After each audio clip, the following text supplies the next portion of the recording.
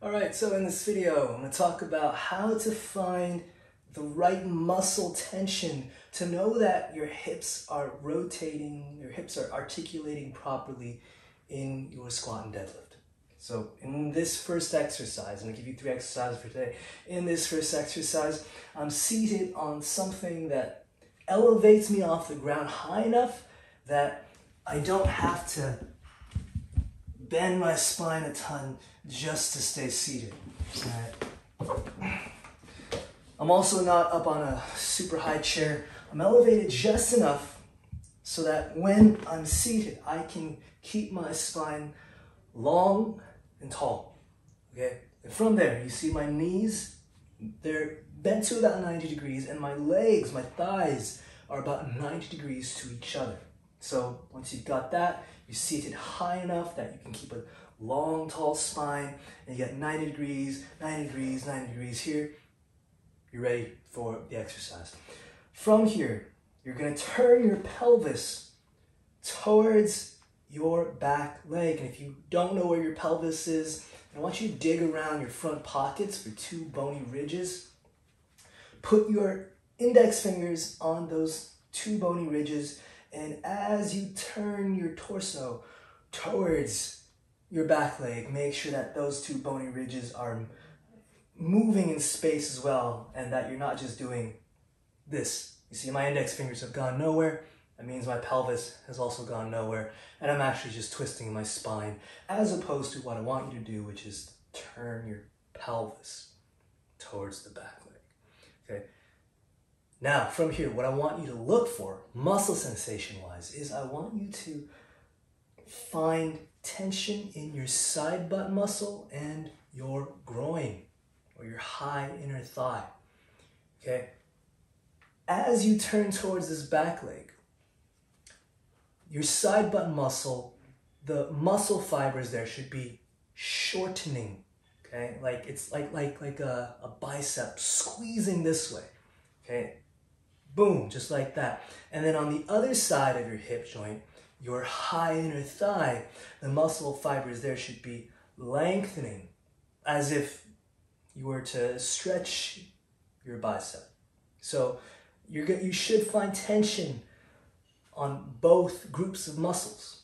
One group is shortening, which feels like a clenching sensation, and the other group is lengthening, which should feel like a stretching sensation.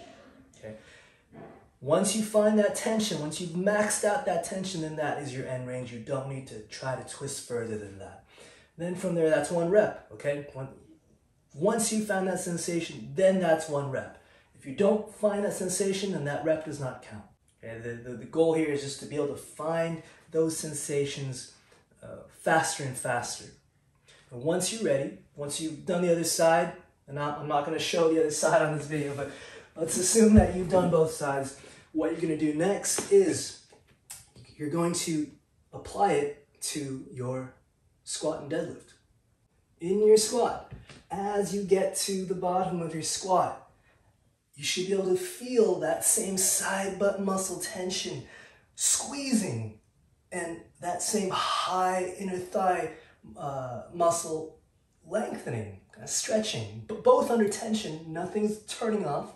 It's just one is tensing as it's shortening, and the other is tensing as it's lengthening. And you can see here, I'm not forcing any particular range of motion. I'm not going all the way down ass to grass where my hamstrings touch my calves. So depending on your flexibility in any particular squat stance that you're practicing, your end range, well, the end range that I want you to use is the one where you feel that side butt and high inner thigh tension. You find that, then you come right back up, and that's 1 rep. If you don't find that pairing of high inner thigh and side butt tension, then that rep does not count, okay?